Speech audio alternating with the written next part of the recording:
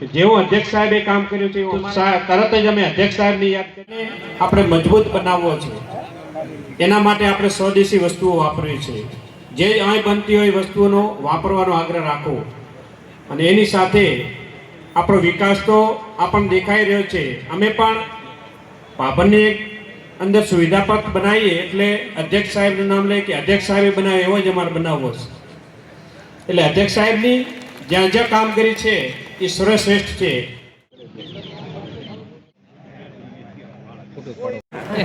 બોલો ધણીધર ભગવાન કી ખૂબ આભાર। જ્યારે પણ જય બોલવામાં આવે ને તો સરકારે આપણને આપવામાં બાકી રાખ્યું નથી, તો આપણે જય તો જોરથી જ બોલો।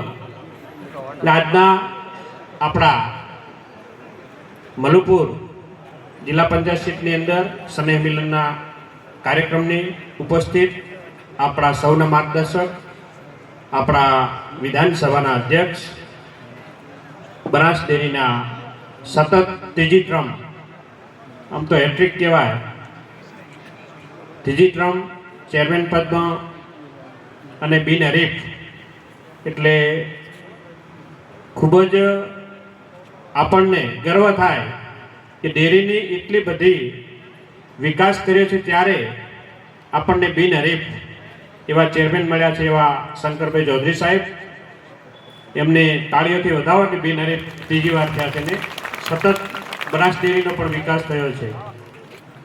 એવા જ આપણા સૌના માર્ગદર્શક પૂર્વ MP માન્ય પરબતભાઈ સાહેબ, માન્ય આપણા વસંતભાઈ, જીવરાજબા, ડીડી રાજપૂત, ભગવંતભાઈ, તમામ સ્ટેજ ઉપર બિરાજમાન તમામ આગેવાનો, અહીં પધારેલા આગેવાનો, યુવાનો, માતાઓ અને બહેનો, તમામને નવા વર્ષના રામ રામ।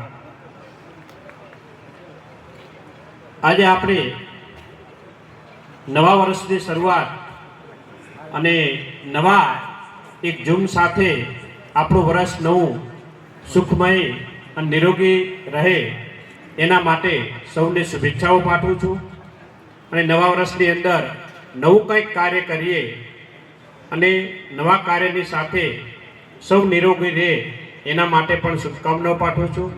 આવો આપણે સૌ નવા દિવસોની અંદર એક મોદી સાહેબના સપનાને પૂરું કરવા માટે